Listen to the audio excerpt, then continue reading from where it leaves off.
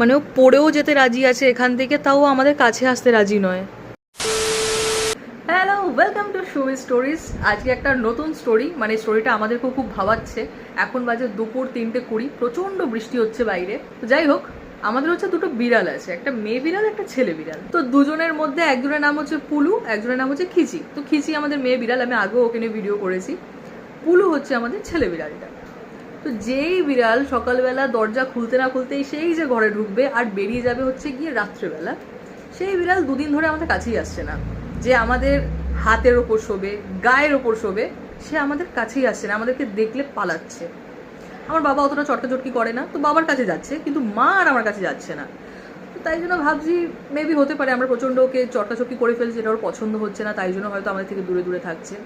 মানে ও আমাদেরকে এখন কোন পর্যায়ে নিয়ে গেছে আমি জানি না, আমি ওকে দেখাচ্ছি ও কি করছে এখন। এই হচ্ছে ওর অবস্থা।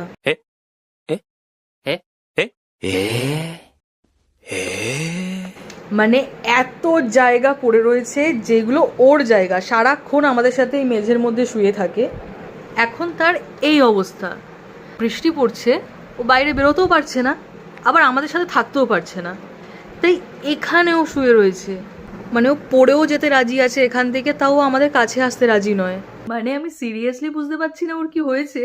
যদিও খিচি এখন এসেছে আরও তাতে করে নেমেও গেছে, এমনি খুব মজা পেয়ে গেছে, এখন খুব মজা পেয়ে গেছে, বন্ধু এসে গেছে তো মজা পেয়ে গেছে। বাহ, অসাধারণ। খিচি সুযোগ পেলেই পুলুকে ধরে মারে, এখন সেই খিচি ওর আদরের হয়ে গেছে। আর আমরা কি করলাম জানি না, ও এতক্ষণ ধরে দেবদাস হয়ে ওখানে শুয়েছিল।